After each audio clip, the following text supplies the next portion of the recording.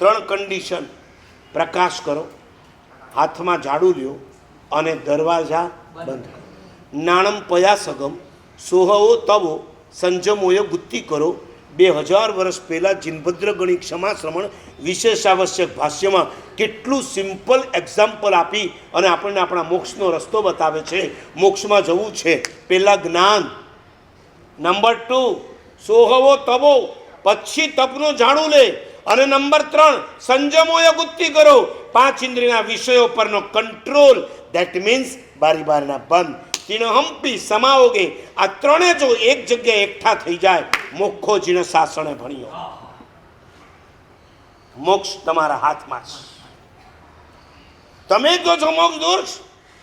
મોક્ષ દૂર નથી, તમે મોક્ષથી દૂર થઈ રહ્યા છો.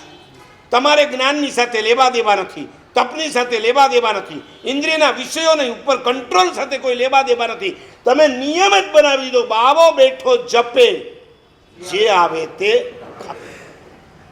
કોઈ નિયમ નહીં.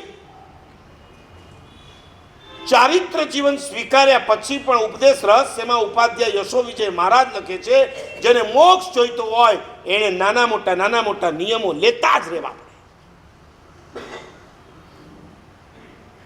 કોઈ નિયમ નહીં. મારા સાહેબ, આપણને મન થાય એ ખાઈ લેવાનું, જેમાં મન ન હોય નહીં ખાવાનું. આ તમારી અનુકૂળતા તમે સોચી છે, એનાથી મોક્ષ નહીં થાય. સામે ચડીને તમે પ્રતિકૂળતાનો સ્વીકાર કરો ત્યારે તમારો મોક્ષ થવાનો છે. ભાણામાં આવેલી વસ્તુ ભાવતી છે, અને જ્યારે તમે કાઢો છો ને ત્યારે તમે મોક્ષની નજીક જઈ રહ્યા છો. અને ભાણામાં આવેલી અભક્ષ્ય તમને ભાવે છે અને તમને ખબર છે આ ન ખવાય, છતાંય જ્યારે તમે ખાવ છો ત્યારે તમે મોક્ષથી દૂર થઈ રહ્યા છો.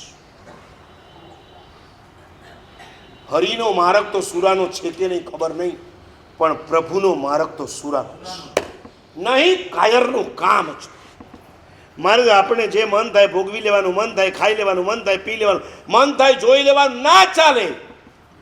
તમે રોડ ઉપરથી જતા હો ને કોકના શોરૂમની અંદર તમને સરસ મજાનો દાગીનાનો સેટ દેખાણો, તમારું મન થઈ ગયું, લઈ શકો તમે? લેવા જાવ તો શું થાય? સીસીટીવીમાં પકડાવ કે ના પકડાવ? પછી જેલમાં જવું પડે કે ના જવું પડે? બધું જ મન થાય એ કરવાનું ને મન ન થાય એમ નહીં કરવાનું. તમારા મન ઉપર પણ તમારે કંટ્રોલ મૂકવો પડે છે કે નથી મૂકવો પડતો? ઈચ્છા હોવા છતાં પણ તમે વસ્તુ નથી લઈ શકતા, કારણ કે તમારી પાસે એટલા રૂપિયા નથી અથવા તમને કોઈ રૂપિયા ધીરનાર નથી. ત્યારે તમે તમારા મન પર કંટ્રોલ મૂકો છો. સમાજ કંટ્રોલથી જ ચાલે છે, સમાજ મર્યાદાથી જ ચાલે છે. બારે ભગોળ જો ખુલ્લી મૂકી દેવામાં આવે, સમાજ ક્યારેય ચાલી શકે જ નહીં. અને એવું જ જો હોય તો એ સમાજમાં એટલે કે મનુષ્ય સમાજ અને પશુ સમાજ, આ બેમાં કોઈ ફેર નહીં.